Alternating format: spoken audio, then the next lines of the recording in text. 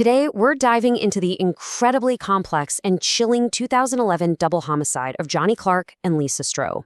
It's a case that kicks off with a terrifying phone call and somehow ends with a conviction that, for a lot of people, didn't really solve anything at all. This right here, this is the raw, unfiltered terror of a mother's discovery. It's a single 911 call that just plunges us straight into the middle of an absolutely horrifying crime scene. So let's set the scene. It's January 30th, 2011. Police get a call, a pretty standard one, asking for a welfare check on 21-year-old Johnny Clark and his 20-year-old girlfriend, Lisa Stroh.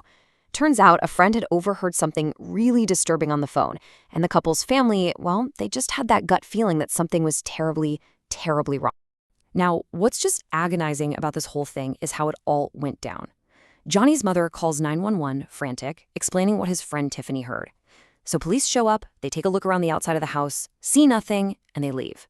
But his mom is convinced they're wrong. She calls again, this time flat out reporting her son missing. Police come back, do another quick check outside, and leave. Again. The family, they're not waiting anymore. Johnny's dad literally boosts someone up to a window, and that's when they see him. They don't hesitate, they kick the door in themselves and walk into an absolute nightmare. Okay, so the scene itself was a complete puzzle. Johnny and Lisa were bound with duct tape, plastic bags pulled over their heads. The house was a mess, doors were forced open, it was all staged to look like a violent robbery.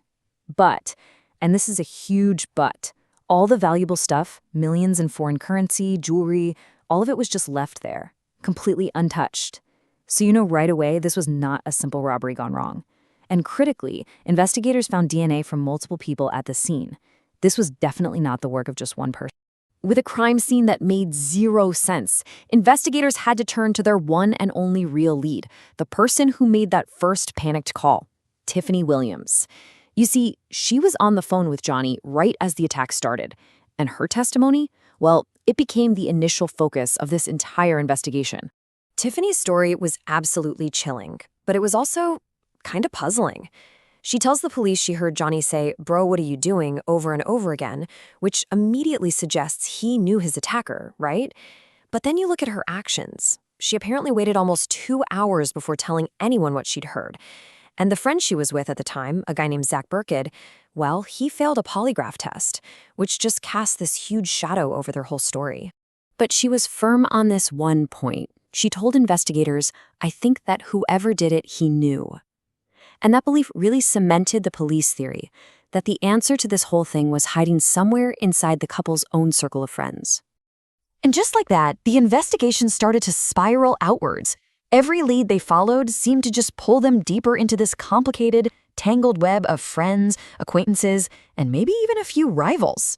So who were the police looking at? The list got long pretty fast. You had Anthony Tone Watson, a dealer Johnny was apparently waiting for that night.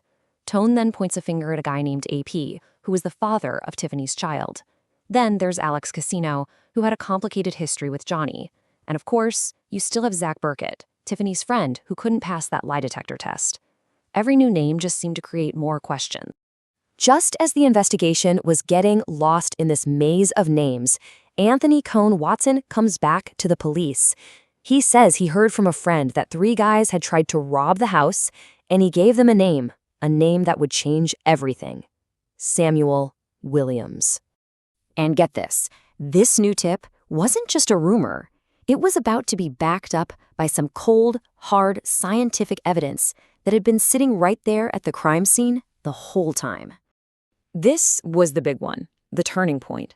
A single cigarette butt found in the house had a mix of DNA on it, and when they ran it through the system, it came back as a match for 2 men.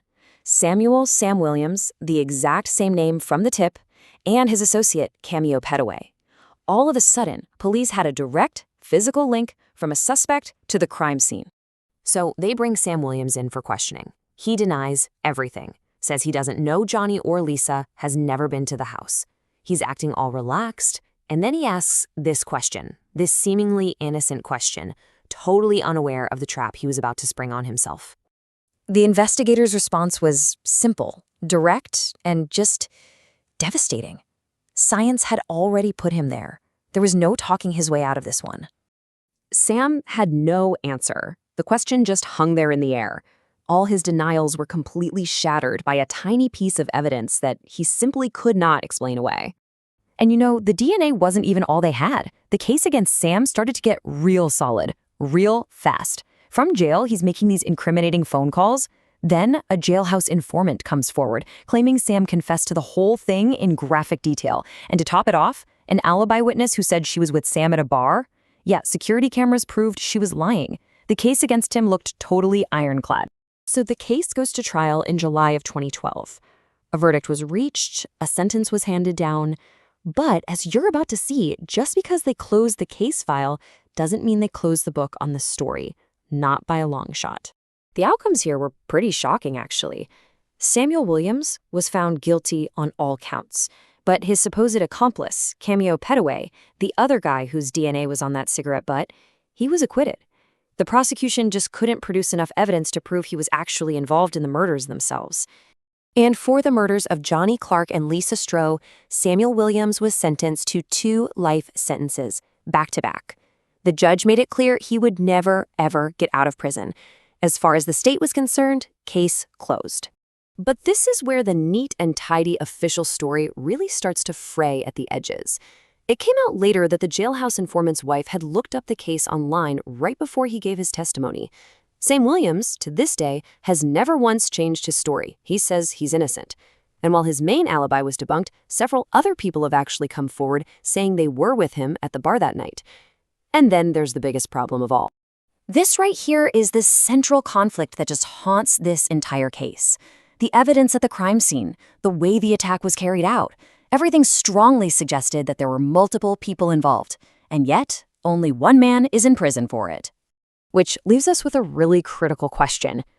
Based on all the evidence, was it even physically possible for Sam Williams to have committed this crime all by himself? And remember that jailhouse confession?